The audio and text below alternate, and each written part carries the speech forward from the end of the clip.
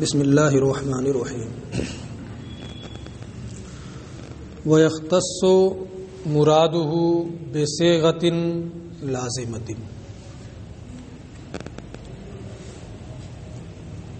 امر کی تعریف انہوں نے کر دی ہے۔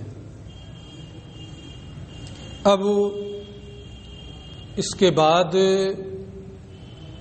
اس جملے سے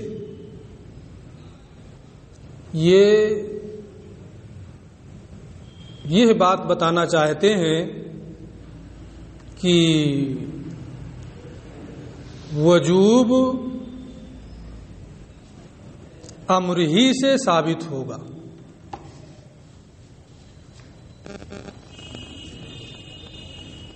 فعل وغیرہ سے ثابت نہیں ہوگا۔ یعنی فعل اور صیغہ امر میں ترادف نہیں ہے کہ جیسے صیغہ امر سے وجوب ثابت ہوتا ہے ایسے ہی فعل سے بھی وجوب ثابت ہو، دونوں میں ترادف نہیں ہے۔ وجوب صرف امر سے ثابت ہوگا، ہے نا، امر ہی سے وجوب کا ثبوت ہوگا۔ اور امر وجوب ہی کے لیے ہے، یعنی امر سے وجوب ہی کا ثبوت ہوگا، ندب اباحت دوسری چیز ہے اس سے ثابت نہیں۔ یعنی امر یہ کوئی مشترک لفظ نہیں ہے جس سے کئی چیزیں ثابت ہو رہی ہیں۔ تو یہی اصل بتانا ہے انہیں کہ وجوب امر ہی سے ثابت ہوگا اور امر سے وجوب ہی ثابت ہوگا، نہ اشتراک ہے کہ امر کئی معنوں میں مشترک ہو، اور نہ ترادف ہے کہ امر اور فعل دونوں سے وجوب کا ثبوت ہو۔ ہم نے اپنی بات تو بہت آسانی سے کہہ دی ہے نا، لیکن ان کی عبارت سے اسی کو سمجھنا ہے نا۔ بات آپ اس کو سمجھ گئے ہوں گے، اس میں کوئی کلام نہیں، لیکن سمجھنا اسی کو کہاں سے ہے؟ ان کی عبارت سے اسی کو سمجھنا ہے۔ اس کو یہ کہتے ہیں وَيَخْتَصُّ مُرَادُهُ بِصِيغَةٍ لَازِمَةٍ، اور امر کی مراد امر کیا ہے؟ وجوب، ہے نا۔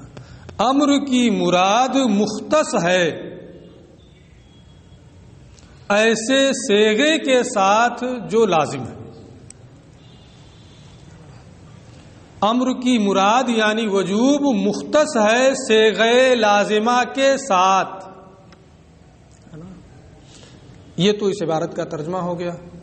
اس کے بارے میں ملا جیون فرماتے ہیں بیان لکون الامر خاصا، یہ اس بات کا بیان ہے کہ امر خاص ہے، یعنی یختص مراد الامر وهو الوجوب بصیغۃ لازمۃ للمراد۔ عبارت کو کچھ پھیلا دیا ہے نا، یعنی امر کی مراد، وہاں ضمیر تھی، یہاں مرجع کو صاف صاف ذکر کر دیا۔ امر کی مراد یعنی وجوب، ہے نا، مختص ہے ایسے صیغے کے ساتھ جو مراد یعنی وجوب کے لیے لازم ہے نا۔ یہ تو عبارت سے اگر ہم سمجھانا چاہیں تو اسی عبارت سے پوری بحث سمجھا دیں، ہے نا، لیکن پھر عبارتیں سب ان کی رہ جائیں گی، اس لیے ہم آگے بڑھتے ہیں، ان کی عبارتوں کی روشنی میں اس کو سمجھنے کی کوشش کرتے ہیں۔ والغرض منہ، اس عبارت کا، اس جملے کا مقصد بیان الاختصاص من الجانبین، دونوں جانب سے اختصاص کو بیان کرنا ہے۔ دونوں جانب سے کیا مطلب؟ یعنی وجوب امر کے ساتھ خاص، امر وجوب کے ساتھ خاص ہے نا.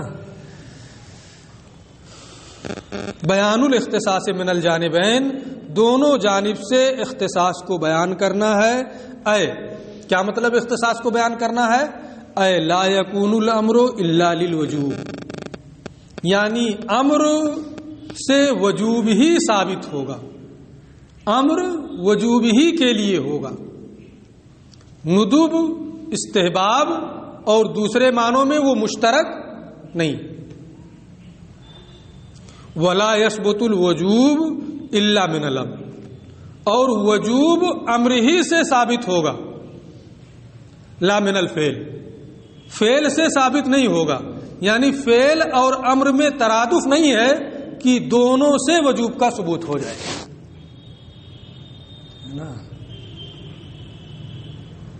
یہ مطلب ہے دونوں جانب سے اختصاص کو بیان کرنے کا کہ امر سے وجوب ہی ثابت ہوگا ہے نا. امر یہ وجوب ہی کے لیے ہے اور وجوب امر ہی سے ثابت ہوگا، فعل وغیرہ سے ثابت نہیں ہوگا. اچھا، فیکون، اسی کو یہ کہہ رہے ہیں فیکون نفیا للاشتراک والترادف جميعا، اور اشتراک کی بھی نفی ہو جائے گی اس سے اور ترادف کی نفی بھی ہو جائے گی. یعنی صیغہ امر جو ہے یہ اباحت، ندب، وجوب اور دوسرے معانی میں مشترک نہیں ہے، ایک معنی ہے صرف اس کا، کیا؟ وجوب ہے نا. اور فعل اور امر یہ دونوں مرادف نہیں ہیں کہ فعل سے بھی وجوب کا ثبوت ہو اور امر سے بھی وجوب کا ثبوت ہو، بلکہ وجوب کا ثبوت صرف امر سے ہوگا.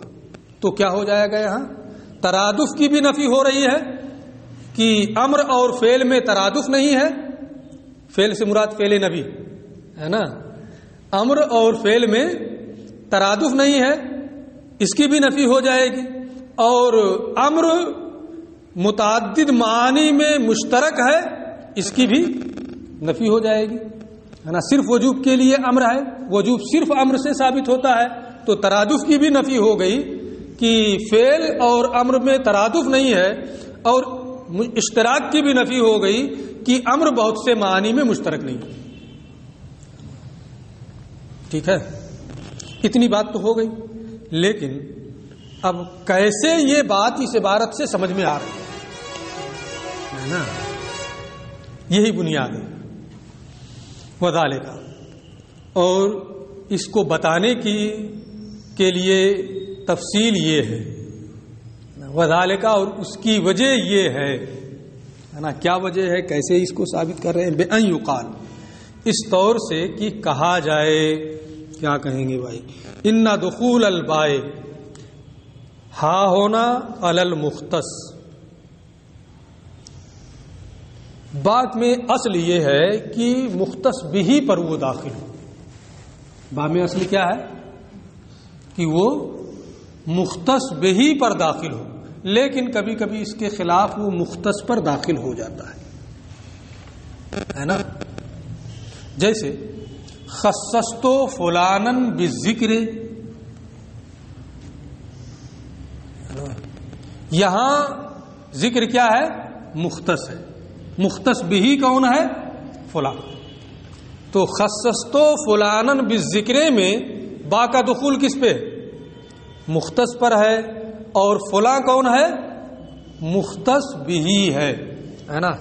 تو اصل تو با میں یہی ہے کہ وہ مختص بھی پر داخل ہو، لیکن کبھی کبھی وہ مختص پر بھی داخل ہوتا ہے. یہاں یختص مرادہ بصیغۃ لازمہ، با کا دخول مختص پر ہے یا مختص بھی پر ہے نا. دونوں صورتیں ممکن ہیں، دونوں صورتیں ممکن ہیں. پہلے یہ مان کر کے گفتگو کر رہے ہیں کہ با کا دخول مختص پر ہوا ہے. با کا دخول کس پہ ہوا ہے؟ مختص پر ہوا ہے. اور اس صورت میں اس کا کیا مفہوم بنے گا اس کو یہ دکھا رہے ہیں. کہاں گیا ہوں؟ بے ان یقال ان دخول الباء ہاں ہونا، با کا دخول یہاں پر کس پر ہوا ہے؟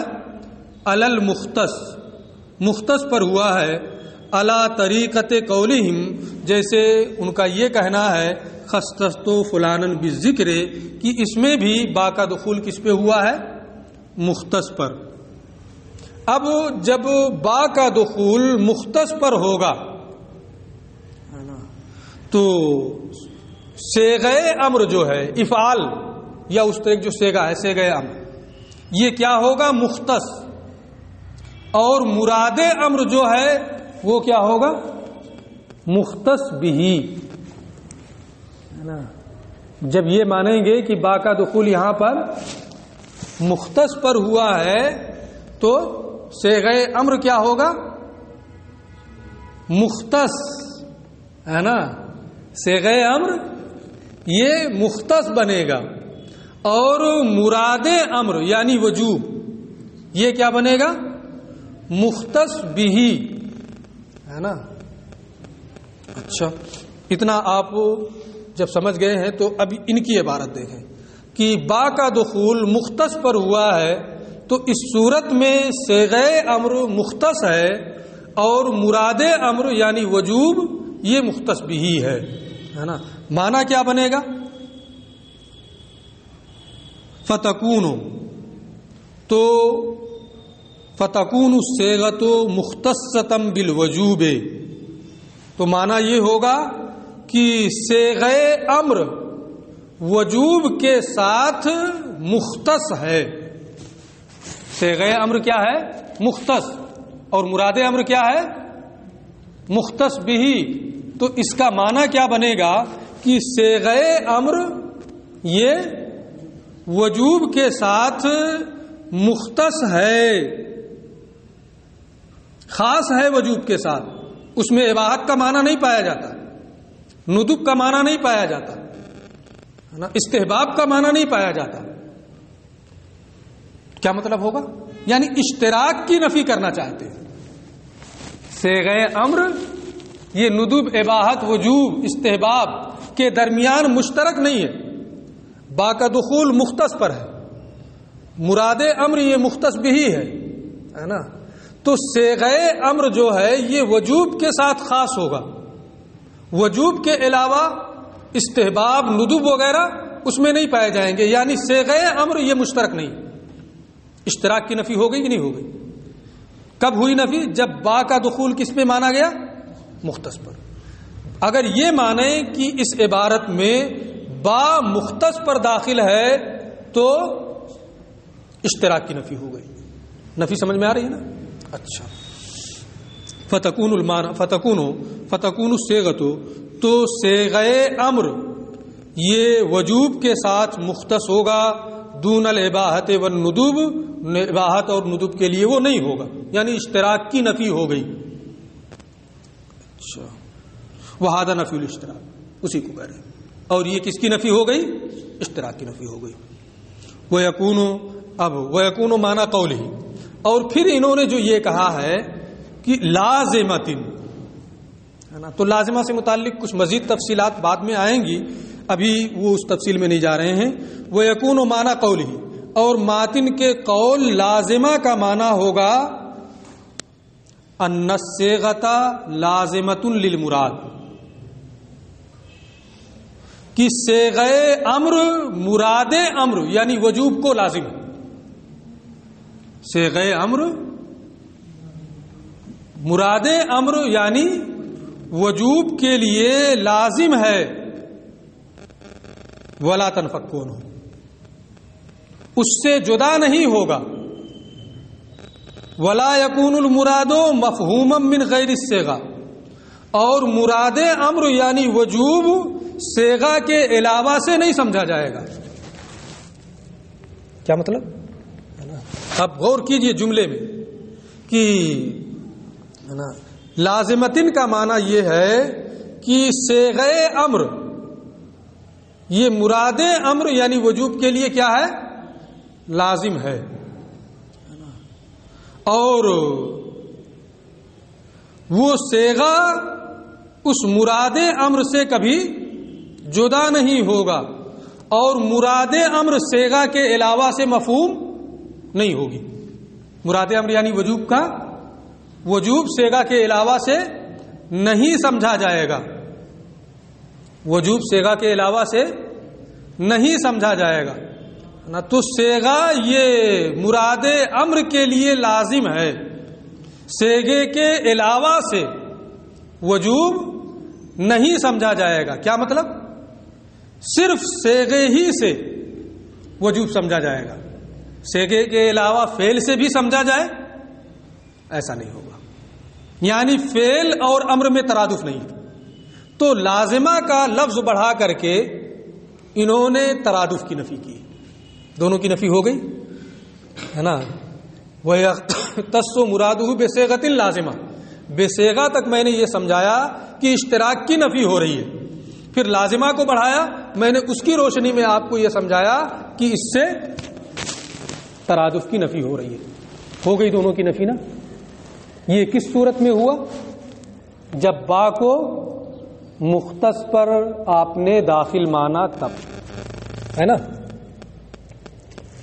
تو اشتراک کی بھی نفی ہو گئی اور ترادف کی بھی نفی ہو گئی۔ اتنی بات سمجھ میں آ گئی؟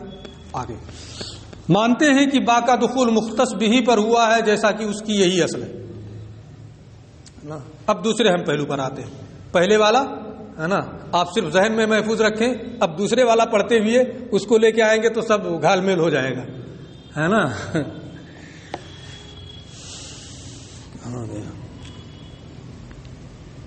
وہذا نفی الترادف، اور یہ ترادف کی نفی ہو گئی۔ او یقال، یا اس عبارت کی وضاحت یوں کی جائے، کیسے کریں گے؟ ان الباء داخل علی المختص بھی، کہ با کا دخول کس پہ ہوا ہے؟ مختص بھی پر ہوا ہے، کما ہوا اصلھا، اور یہی اصل بھی ہے کہ با کا دخول کس پہ ہو؟ مختص بھی پر ہو۔ تو پھر جب مختص بھی پر با کا دخول ہوگا تو اب صورت کیا بنے گی کہ صیغہ امر یہ مختص بھی ہو جائے گا۔ ابھی تک کیا تھا؟ صیغہ امر مختص تھا، با کا دخول جب مختص بھی پر مانیں گے تو صیغہ امر کیا ہو جائے گا؟ مختص بھی ہو جائے گا، اور مراد امر یعنی وجوب یہ کیا ہو جائے گا؟ مختص ہو جائے گا، ہے نا۔ اچھا، تو اب اس کا معنی کیا ہوگا؟ صیغہ امر مختص بھی، مراد امر یعنی وجوب مختص، ہے نا۔ با کا دخول مختص بھی پر، اے یعنی لا یفہم ھذا المراد بغیر الصیغہ، یعنی وجوب صیغہ امر کے ساتھ مختص ہے۔ ابھی تک میں جملہ جو پہلے میں بول رہا تھا صیغہ امر وجوب کے ساتھ مختص ہے، اور اب کیا بول رہا ہوں؟ وجوب صیغہ امر کے ساتھ مختص ہے نا۔ یہ اب با کا دخول مختص بھی پر مان کر کے، ہے نا۔ اے لا یفہم ھذا المراد بغیر الصیغہ، یعنی یہ مراد وجوب صیغے کے علاوہ سے نہیں سمجھی جائے گی، یہ مراد صیغے کے علاوہ سے مفہوم نہیں ہوگا۔ اے لا یفہم ھذا المراد، یعنی یہ مراد یعنی وجوب صیغے کے علاوہ سے مفہوم نہیں ہوگا، صرف صیغے سے سمجھا جائے گا۔ وہ الفعل، یعنی فعل سے، ہے نا، مراد امر یعنی وجوب سمجھ میں نہیں آئے گا۔ تو اب کس کی نفی ہو گئی؟ ترادف کی نفی ہوئی، صرف صیغہ امر سے مراد سمجھا جائے گا، وجوب صیغہ امر کے ساتھ خاص ہے نا، صیغہ امر ہی سے وجوب سمجھ میں آئے گا، فعل سے سمجھ میں نہیں آئے گا۔ تو فعل اور امر کے درمیان ترادف کی نفی ہو گئی، یعنی دونوں مرادف نہیں ہیں۔ تو جب با کو مختص بھی پر آپ داخل مانیں گے تو کس کی نفی ہوگی؟ سیدھے سیدھے ترادف کی نفی ہو رہی ہے کہ وجوب صیغہ امر کے ساتھ خاص ہے، فعل سے وجوب کا ثبوت نہیں ہوگا، ہے نا۔ ترادف کی نفی ہو گئی۔ اچھا، اب آگے فیکون ہوا نفی للترادف، اور یہ ترادف کی نفی ہوگی. ثم قولہ، پھر ماتن کا لازمہ کہنا، لازمہ بصیغۃ لازمۃ کہا ہے، پھر ان کا لازمہ کہنا. اب اس کو سمجھانے سے پہلے ہم تھوڑی سی بات اور پھیلا رہے ہیں، بات کو اور تفصیل دے رہے ہیں کہ لازم اور ملزوم ہے نا، اس کی دو صورتیں ہوتی ہیں. آپ نے قواعد کی تمام کتابیں پڑھ لی ہیں اور پڑھ کر کے فارغ ہو گئے ہیں ہے نا، اس لیے تھوڑی سی میری بات بھی سن لیں ہے نا. اگرچہ آپ پڑھ چکے ہیں، آپ کو سب معلوم ہے، لیکن اس بحث کو سمجھانے کے لیے اس کی تجدید اور اس کو نیا کرنا بھی ضروری ہے نا. ایک ہوتا ہے لازم عام، ایک ہوتا ہے لازم عام، اور ایک ہوتا ہے لازم مساوی. لازم عام میں یہ ہوتا ہے کہ لازم ملزوم کے ساتھ اور ملزوم کے بغیر بھی پایا جاتا ہے، لیکن ملزوم لازم کے بغیر نہیں پایا جائے گا. بڑا مختصر جملہ ہے. لازم ملزوم کے ساتھ اور ملزوم کے بغیر بھی پایا جائے گا، لیکن ملزوم لازم کے بغیر نہیں پایا جائے گا. مثال، حیوان اور انسان. حیوان لازم ہے، انسان ملزوم ہے. حیوان لازم ہے اور انسان ملزوم ہے. حیوان ملزوم انسان کے ساتھ بھی پایا جائے گا. حیوان لازم جو ہے وہ انسان ملزوم کے بغیر فرض کے ساتھ پایا جائے، یہ بھی ہو سکتا ہے. تو لازم ملزوم کے ساتھ پایا جائے، ملزوم کے بغیر بھی پایا جائے، ہو سکتا ہے. لیکن ملزوم حیوان کے بغیر پا لیا جائے، لازم کے بغیر پا لیا جائے، ایسا لازم عام میں نہیں ہوتا ہے نا. بات سمجھ میں آ گئی؟ یہ ہے کہ اس کو کیا کہتے ہیں؟ لازم عام. ایک ہے لازم مساوی، کہ لازم ملزوم کے بغیر نہیں پایا جائے گا، ملزوم لازم کے بغیر نہیں پایا جائے گا. جیسے لازم ملزوم کے بغیر، ملزوم لازم کے بغیر نہیں پایا جائے گا. جیسے انسان اور حیوان ناطق. انسان حیوان ناطق کے بغیر پایا جائے گا، حیوان ناطق انسان کے بغیر پایا جائے گا. یہ کیا ہے؟ لازم مساوی. یہ بحث آپ پڑھے ہوئے ہیں، اعادہ بھی ہو گیا ہے نا. اب آپ دیکھیں، یہ کہتے ہیں کہ لازم کا معنی کون سا مراد ہے؟ بصیغۃ ترادف کی نفی ہو گئی جب با کو مختص بہ پر داخل مانا. اب لازمہ جو ماتن نے کہا ہے، اس کے بارے میں یہ کہتے ہیں ان حمل علی اللازم العام، اگر اس کو لازم عام کے پر محمول کیا جائے، اگر اسے لازم عام پر محمول کریں کہ لازم سے مراد کیا ہے؟ لازم عام، تو فیکون ہوا ایضاً نفیا للترادف، تو یہ بھی ترادف ہی کی نفی ہوگی. تو یہ بھی ترادف ہی کی نفی ہوگی. تو صیغہ امر کیا ہوگا اس میں نے جو مثال دی ہے اس مثال پر منطبق کریں. صیغہ امر کیا ہوگا؟ لازم. مراد امر کیا ہے؟ ملزوم ہے نا، منطبق کرنا پڑے گا نا. صیغہ امر لازم، مراد امر یعنی وجوب، یہ کیا ہے؟ ملزوم. اب لازم ہے نا، ملزوم اور ملزوم کے بغیر تو پایا جائے گا، لیکن ملزوم لازم کے بغیر نہیں پایا جائے گا. ملزوم کیا ہے یہاں؟ وجوب. وجوب یہ امر کے علاوہ نہیں پایا جائے گا، یعنی فعل سے اس کا ثبوت نہیں ہوگا. وجوب کا ثبوت فعل سے نہیں ہوگا. تو اب کیا ہوا؟ کس کی نفی ہو رہی ہے؟ ترادف کی نفی ہو رہی ہے نا. یعنی فعل اور صیغہ امر یہ دونوں مرادف نہیں ہیں کہ وجوب فعل سے بھی ثابت ہو جائے امر سے بھی ثابت ہو جائے. صیغہ امر یہ لازم ہے، مراد امر یعنی وجوب یہ کیا ہے؟ ملزوم ہے. لازم یعنی صیغہ امر ملزوم کے ساتھ اور ملزوم کے بغیر پایا جائے گا، لیکن ملزوم یعنی وجوب یہ لازم کے بغیر نہیں پایا جائے گا، لازم ہی کے ساتھ پایا جائے گا. لازم کے بغیر فعل سے نہیں پایا جائے گا. تو بسیگا کو جب با کو مختص بہی پر داخل مانا گیا تو اس سے بھی کس کی نفی ہوئی تھی؟ ترادف کی نفی ہوئی تھی. اور لازم کو اگر لازم عام کے معنی میں لیا جائے تو اس سے بھی کس کی نفی ہوگی؟ ترادف ہی کی نفی ہوگی. اشتراک کی نفی نہیں ہوئی ہے نا. اشتراک کی نفی ابھی نہیں ہوئی. یہ کہتے ہیں کہ ہوا ایضاً نفی للترادف. تو اس صورت میں ہے نا یہ ابھی بھی ترادف ہی کی نفی ہے. کیوں؟